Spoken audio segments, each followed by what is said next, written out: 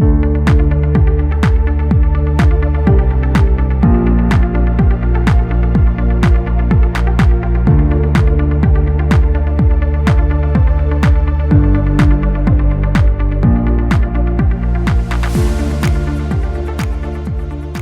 everyone, and welcome to this segment on VC Conviction 2026, where digital assets capital is actually going. My name is Michael Bridie, and I am a market specialist here at Bloomberg with focus on foreign exchange, cryptos, and of course, digital assets. Over the last cycle, venture capital and digital assets often rewarded narrative, momentum, speed, but the market is now entering what looks very, very different. In 2026, conviction is becoming more disciplined, more selective, and increasingly tied to fundamentals that institutions can actually underwrite. In addition, regulatory clarity is improving, stablecoin transaction volume continues to scale, tokenization of real-world assets are moving into production, and blockchain infrastructure is quietly becoming part of the foundation for global financial systems. The conversation is no longer simply whether institutions should engage with blockchain technology, but where real capital is flowing. In addition to what risk filters matters most and what categories are generally positioned for durable adoption. I am by no means no expert here. To explore that, I am joined by two investors who spend their time separating signal from noise in this market every day. Min Tao, managing partner and co-founder of Ethereal Ventures, and Kenzi Wang, co-founder and general partner of Symbolic Capital. Thank you both for being here today. Thank you so much. Before we get started, why don't you both tell us a little bit about yourselves, your firm? Min, can we start with you? Absolutely. And thank you for having me. And it's great to see you again, Michael and Kenzi. So I am the co-founder and managing partner of Ethereal Ventures. Ethereal is an early stage global crypto investment firm that focusing on investing in blockchain protocols, projects at the earliest stage of their journeys. The fund was set up by the former investment team of Consensus. So most of us have worked together since 2018, and we've seen the space evolve a lot through those years. Some of our investments include Aztec Protocol, EigenLayer, many DeFi protocols, and contrary to what a lot of people say on Twitter about funds drying up, we are still very committed to the space. We are only focused on crypto investing. And we have, a new fund that's ready to deploy. That's fantastic. And Kenzi? Yeah, great to see you, Michael, and also Min. Honored to be here. I'm a co-founder and GP at Symbolic Capital. We're also a early stage crypto, mostly kind of a VC fund. We focus a lot on founders. So we look for, great people that have done, startups before as one of the, plus points for us for our criteria. We also look for, AI and also crypto kind of projects. We think AI is the future. And thirdly is we really value consumer and also usage, product first type of projects. So that's kind of the gist for Symbolic Capital. I appreciate that from both of you. And we spoke last week and caught up a little bit. I learned a lot from that conversation as well from both of you. So I'm really looking forward to catching up today. I think there's a lot that you could share with everybody. So let's just dive in. To start, what has changed the most in your underwriting over the past, let's say 12 to 18 months? And now, what do you think demand in 2026 that you were more willing to overlook in the last cycle has changed? Kenzi, I want to start with you on this one, only because you mentioned something different when we spoke, a people-driven approach. Yeah, totally. I think what changed a lot since, a year or so ago was, back then there is this, great team, big market with like big funding, VC backing type of, setup that almost guarantees great success. but nowadays, I think all of our, VC colleagues, Min probably also has seen, things have changed very drastically over the past year, that now real adoption and also revenue matter more now than just VC logos. I would say that, distribution is very much pronounced now than before. And another thing that I noticed is also token design. Back then, there were lots of airdrops that's carved out for TVL farming, and that playbook also stopped working after a while. Now I see more of a deflationary token design and buybacks that can, support a tokenomics that, is the new direction. So yeah, overall things have changed a lot, and I'm also really excited to hear what Min has to say about this. Yeah, man, please. Any perspectives from your angle here on how underwriting has changed? Absolutely. So, it's interesting. I looked up some numbers before the session, and there was about 9 billion deployed in Q1 across 280 deals. So year on year, this represents about like a 9% decline in dollars, but a 45% decline in deal count.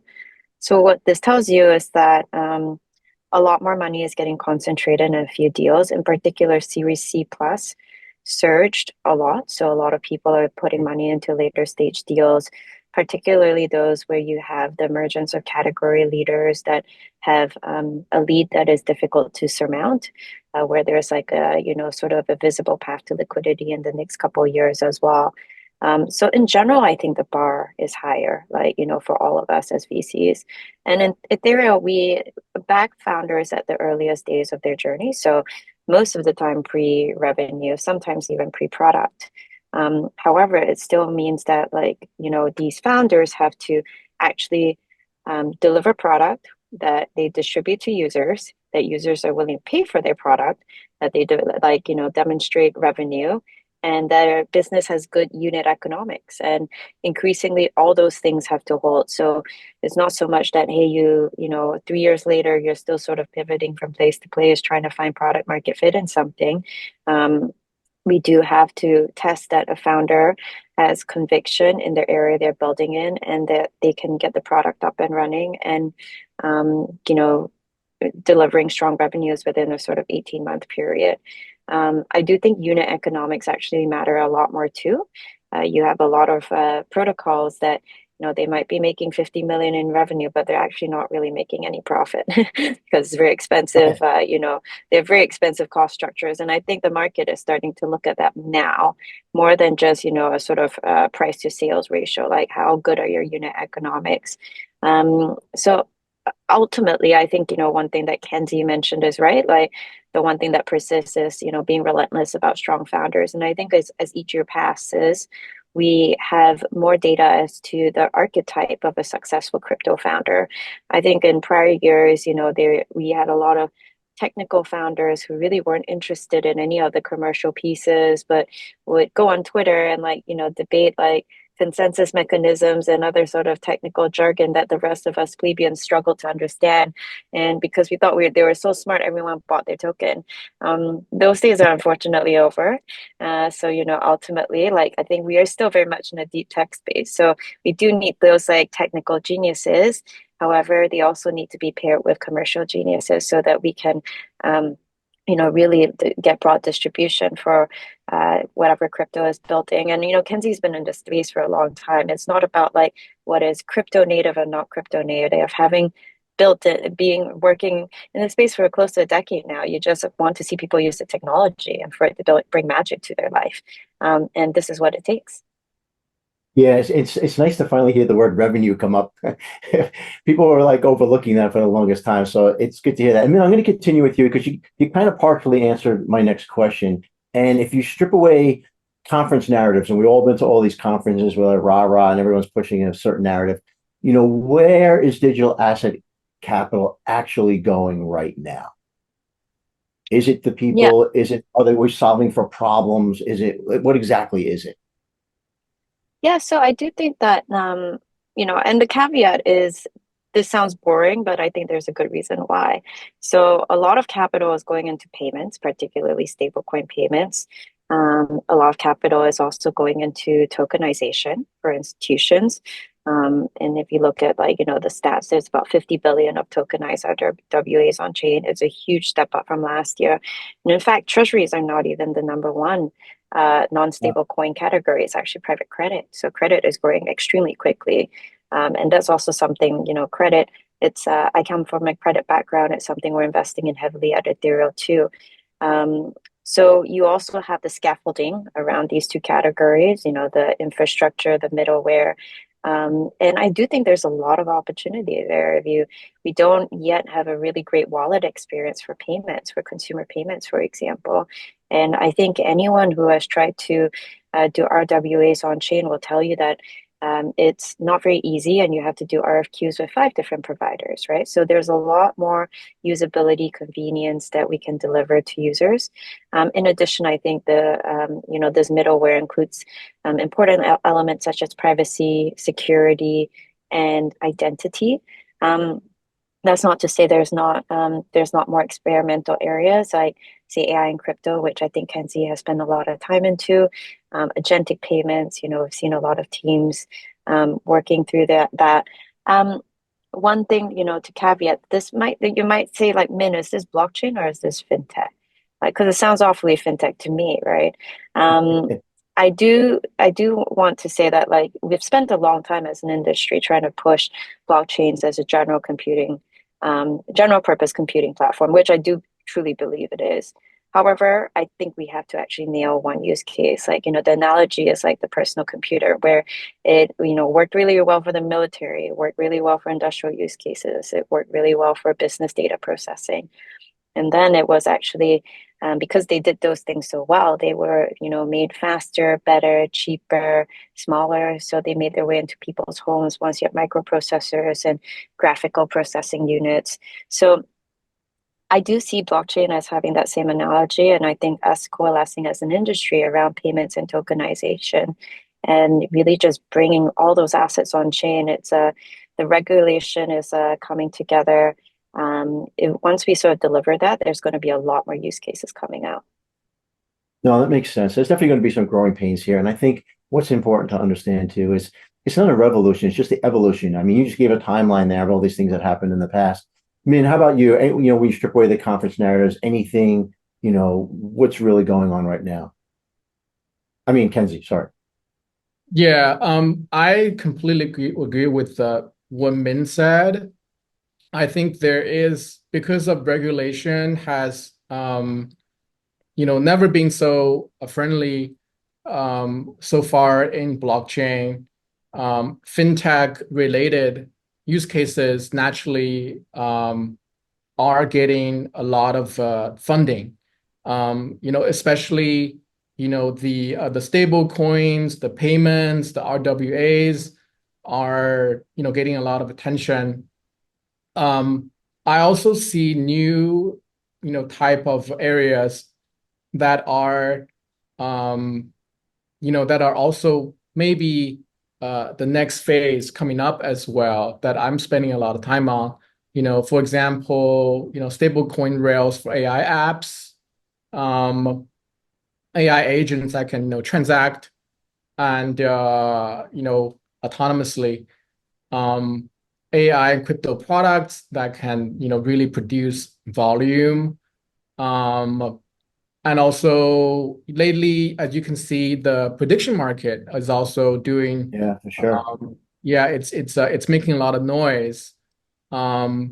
Combining prediction markets and AI together, that can also be a new wave as well. So yeah, overall, I feel very optimistic about the space. We just need more and better product builders. That's kind of what we are lacking in crypto. always, because the smart people are going out there to build AI companies and they're getting funding for AI products. We need more really great, fantastic product builders in crypto to build consumer apps that get users. Yeah. I'm going to continue with you, Kenzi, for a second there, because I love the idea of AI agents and how they're related to stablecoins and how that the investor intention has kind of shifted a little bit. What's getting investors' attention that it does not deserve anymore? What are people overpaying to believe that where we see the shift now? What are people still overpaying for? I feel the modular chain, narrative, and also a lot of these, chains that have TVLs, which I, previously also mentioned a bit that, TVL to gain airdrops, that type of play. RWA chains with real no differentiation. AI agent frameworks that have no users. These are, yeah, and we saw a lot of them back then. There's a lot of frameworks that was a thing for 3 months last year. That all just died away. So these are things that don't have product market fit and probably will not have PMF for a long time. Yeah, it doesn't seem like they're solving for anything. Min, you have anything to add there? Any category that's attracting attention, investor attention that you don't think really deserves it? Yeah, I totally agree with Kenzie. I think in general, people are have historically done this and sometimes continue to do this. So I think we're trying to get smarter as an industry. They overpay to believe that, infrastructure with no real revenue accrual will eventually capture value, just because volume goes through it. And volume is not value, right? Like ultimately, if it's just a total pass through, you don't keep any of it. It's just volume. And we also see a lot of kind of copycat models. I do think something like Hyperliquid is such an amazing bastion in our industry. However, it is the exception.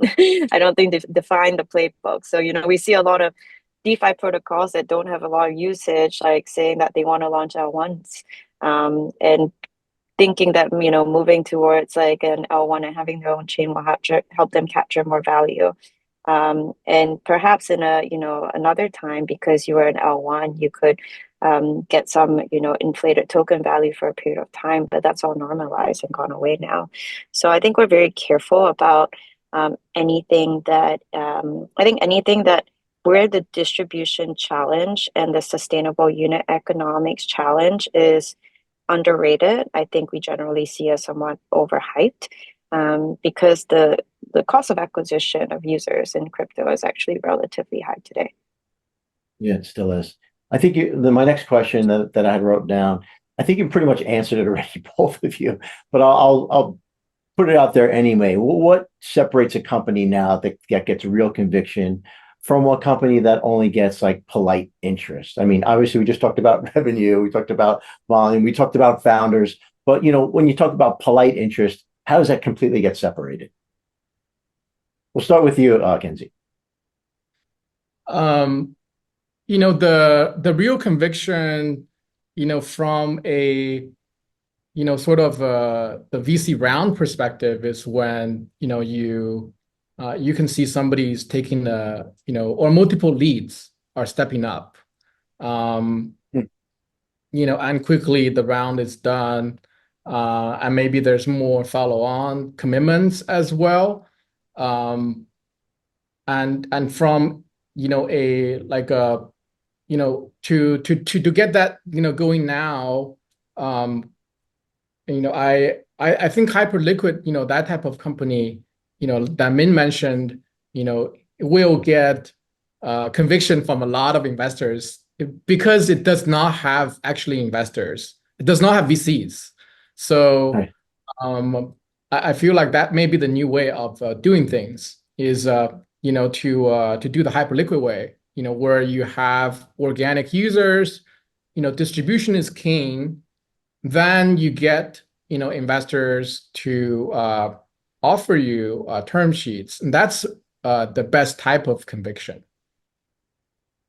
Yeah, let's talk about conviction for a little bit. Min, what in this market, what really matters most for earning conviction? Is it someone solving for a problem? Is it regulatory positioning, capital efficiency, product quality? What, as an investor, what like really jumps out at you?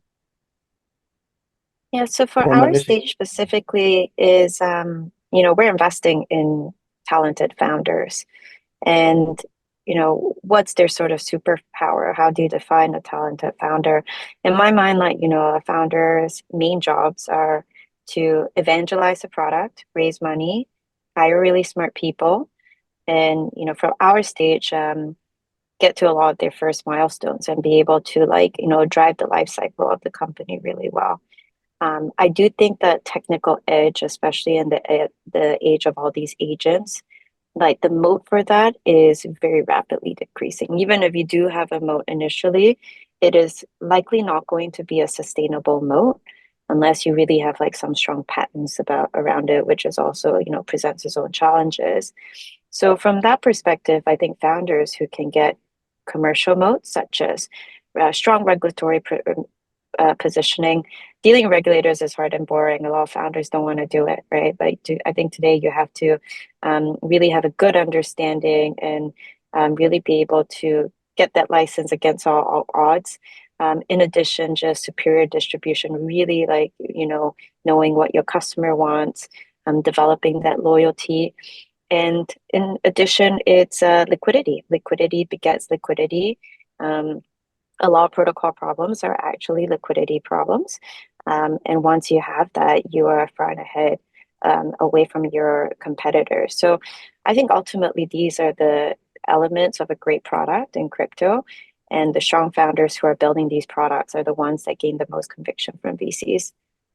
Yeah, and what you alluded to a lot there too is trust. I mean, the market's still looking to be with a partner they could trust. So, Kenzi, let me ask you this: how has the bar changed on token design, monetization, or just like business model credibility? I mean, I guess what I'm really trying to ask is, what are you no longer willing just to wade through as an investor?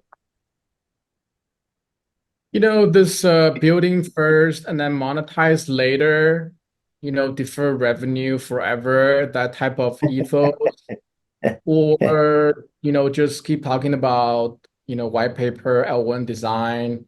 Those are gone days for sure. Um, yeah, these are, you know, um, No, it like completely, for token completely, design. Yeah, yeah. That completely has, makes sense. Yeah, I yeah. mean, you and I spoke about this a little bit last week, and I loved, one of the things that you mentioned. I'll let you chime in here a second too, and I'm going to quote you here. You said tokens are becoming more like IPO companies, and you talked about a transparency framework. You want to kind of chime in on that as well? Yeah, I mean, I think to Kenzie's point, like it doesn't matter whether you're an equity company or a token company. The market wants to see that you're a product market fit, you have real users, you have metrics that you are aligning your team against, and you also are delivering and generating strong, sustainable revenue. I think there are companies, there are protocols such as Mega Eve that are also pioneering some really interesting things on milestone-based unlocks, just to make sure again that they're aligning insiders with the same outcomes as they're delivering in the market. Um, so I do think that, with tokens, like what we've sort of been lacking is investor protections and transparency.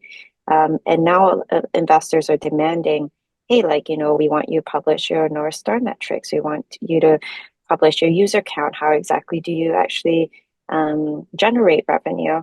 Yeah. So Blockworks, for example, now is developing a really great transparency framework that I think will be good to the industry.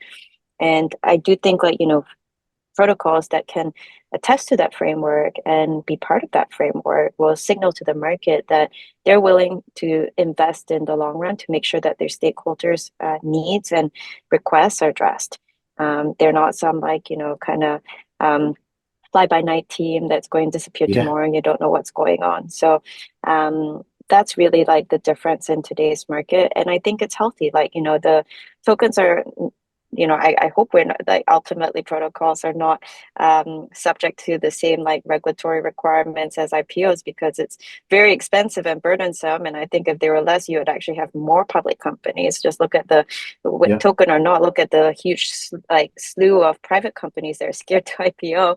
And I think having more public, like, equities available for retail to purchase is ultimately a good thing. But this is also balances sort of retail protection and helps more institutional investors who don't necessarily have that same sort of crypto analysis background, like have the ability to sort of value these companies too.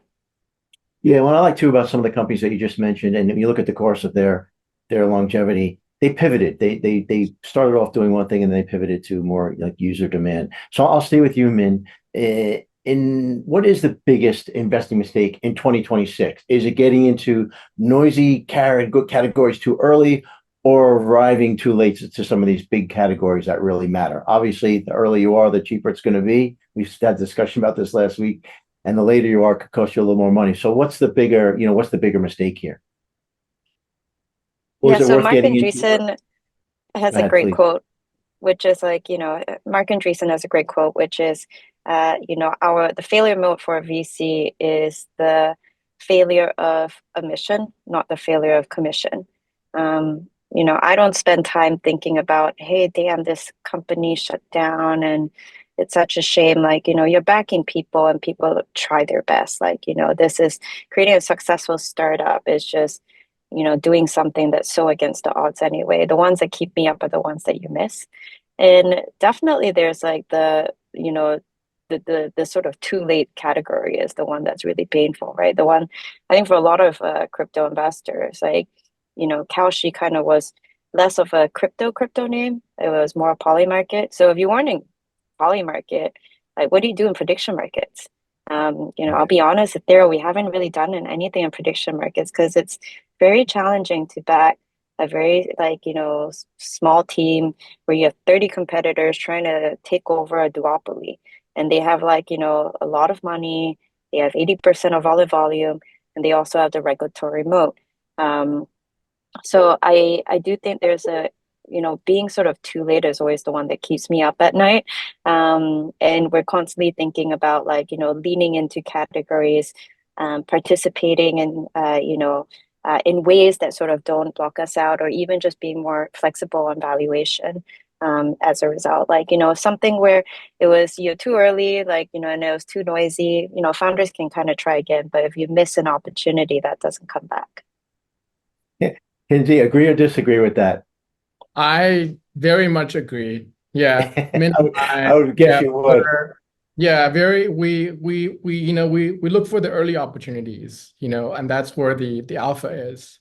Um, and that's also what the fun is, to be honest. That's true. Otherwise, you're really getting into a bidding war, and Right. then things will turn, especially in crypto, it's cyclical, and many big funds have made those mistakes before, and when they enter, it's typically the end. We've seen that before. So So true. so yeah, definitely, for me, it's better to be more on the early side, Sure. and then we can go through the journey with them. It's also more fun that way. We spoke about prediction markets, we spoke about tokenization, we spoke about stable coins. Is there any market sector that's structurally, or a category that's really underrating, or a company that's really underrated right now that's on either of your radars? We don't have to put a company name out there. Is there a market sector that's a little underrated, or there could be some opportunity? Min, we'll Yeah, start I with can you. give this a shot. I probably two of them come to mind. One of them, we're very actively investing in, which is tokenized private credit infrastructure. Right now, I'll I have think phrase I'll have phrase of recent private credit. yes, but I think a lot of it will get worked out and correct. The addressable market is like sort of nearly $2 trillion, and ABS settlement cost spread between sort of traditional versus on-chain rails is close to 15 to 20 bips and at least like a week's time. So I think the value proposition is very strong. And after once you've sort of seen what happened with stablecoins, with treasuries, credit sort of next on the list where volume can really come on chain. Some of this is very complicated because the credit space is a very generally a complex industry for many different stakeholders, especially from the actual syndication and settlement part. And even so, you have different parts of the market between like sort of investment grade, sub-investment grade, commercial, consumer, unsecured, secured. But that's something that we see is growing very quickly. And I personally think it's really exciting because we could actually also use a combination of AI and blockchains to find different ways to underwrite loans and how they've been underwritten for a long time. Another one I think is identity. We continue to be very excited by identity, particularly in the age of the agentic web. How do we actually think about people transacting on chain and agents are transacting on chain together and participating as equals? Yeah. And that's very interesting as a philosophical question, particularly as crypto is becoming more of a regulated industry too. Yeah, I think we could do a whole nother segment on that just by itself. Kenzi, anything there as well to any underrated category or company type right now that's on your radar? We look a lot into AI, and it's not hard to imagine in the future there will be more AI powered transactions than human transactions. So we kind of really look at products that can that's more of a AI crypto consumer type of application that could be in different areas. For example, it could be AI prediction markets. It could be AI powered payments, remittance. It could be autonomous AI agents with on-chain wallets. It could be AI curated consumer experiences, and this means all the social gaming fabric. So those are coming. It will just take some more some more time, and also for the cycle to return. But we think AI in general is a very positive category in crypto. And it whenever there's liquidity coming back, it almost feels like AI tokens or projects will get the first wave of liquidity. No, it makes a lot of sense. I'm going to stay with you, Kenzi, because this is something we spoke about last week, and I was really surprised when you said it, but after the fact, it kind of made sense. When you look at investing, where is geography starting to matter more again? Obviously, investing is going to chase regulation, but Asia versus the US, where is that distinction still a little overstated?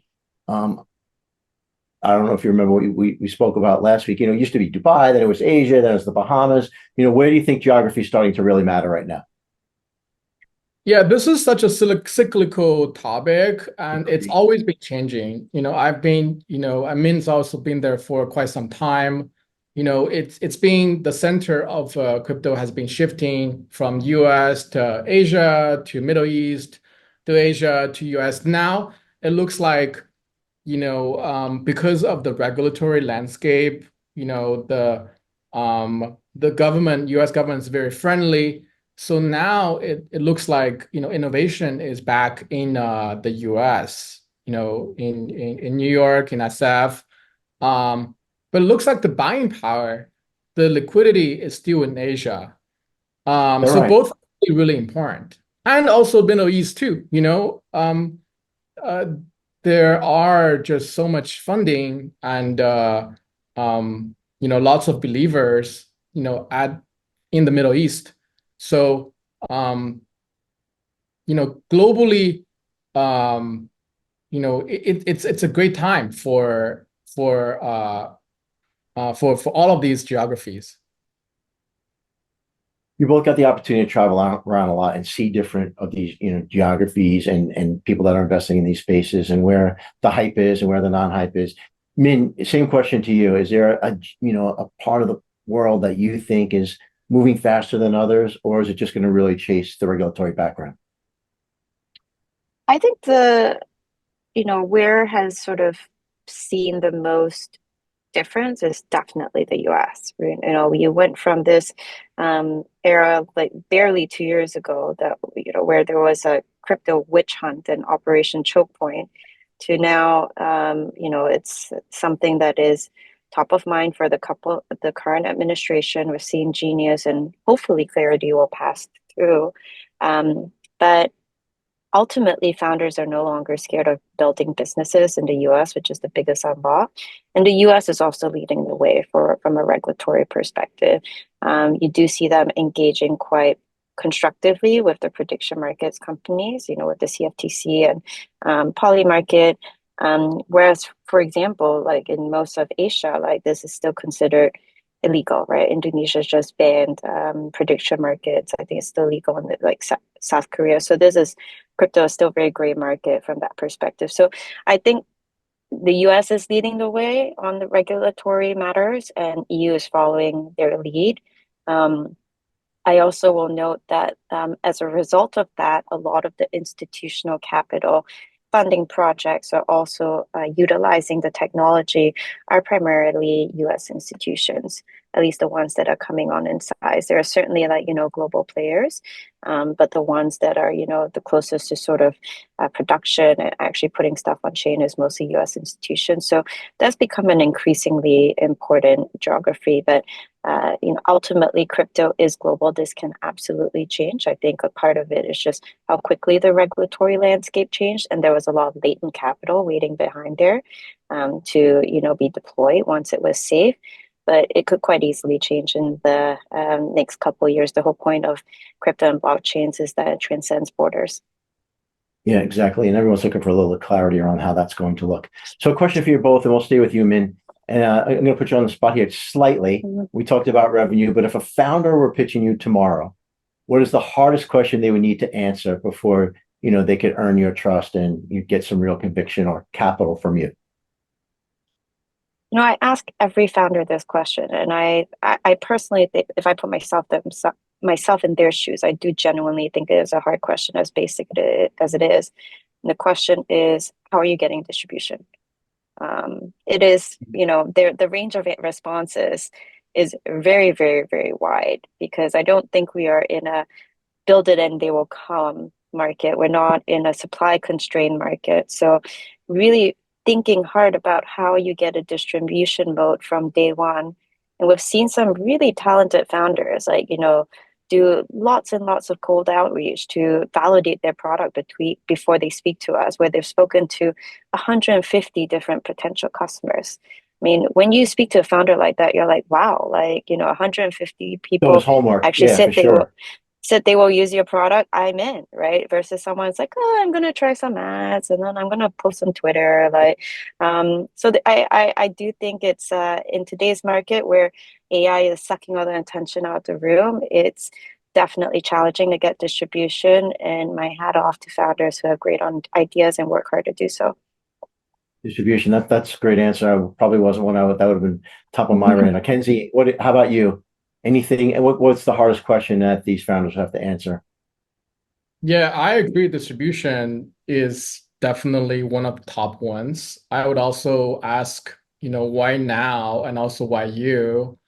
Um, yeah, I think those are, definitely tough questions for them, especially now also they have to, think about, generating revenue, uh, you know, without just this token, right? They have to find some ways to generate and sustain the business.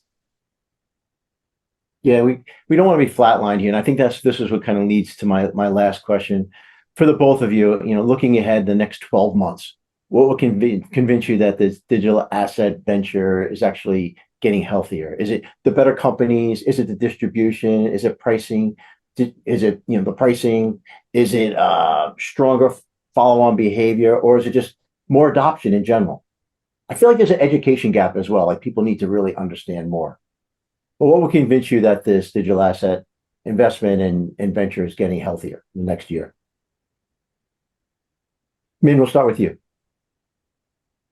Yeah, I think as a fund manager, distributions are what matters most. And, we've taken in investor capital and they've put a lot of trust in us. And some of them are institutions of their own constituents as well. So I absolutely think that having successful exits, having liquidity events, having strong founders, be able to continue to like build in the space and them having the ability to hire really talented teams shows that there's a reason to continue building in the space, that there is adoption. So everything sort of trickles downstream after that. Kenzi, anything there from you? Yeah, I think now is actually great. It's a more, it is a, I think your question is this a better environment for investors and also for valuation? It is, the valuation has come down greatly since the peak, and it's now a good time to find builders, and typically good products and good teams come out during this time, the quiet time. So, and we hope to see new use cases and great teams, like Min said, to come out during this, bearish time, and we'll be able to scale into the more bullish time in the next couple of years. Yeah, agreed. It's definitely going to be interesting. I would love to have the same conversation 12 months, 18 months from now, just to see how the narrative has changed a little bit and how things have moved. I think what's clear in digital assets, that they're no longer competing to be just like a parallel system. They're increasingly becoming part of, this underlying infrastructure for finance, payments, the internet itself. And I love that you both mentioned AI several times. It seems like as capital becomes more disciplined, the winners in this next cycle definitely won't, to be defined by the narrative, but more by trust, which we talked about, durability and execution. So I want to thank you both, Min and Kenzi, for this conversation. Obviously, we moved way beyond the headlines into what real conviction actually looks like in this market. So I would like to thank you both. Thank you, Michael. Thank you, Min. Thank you, Michael. Really, thanks, Kenzi. And I'd like to thank everybody else. It was great to see you both. And I'd like to thank everybody else for joining us. Enjoy the rest of your day. Appreciate it.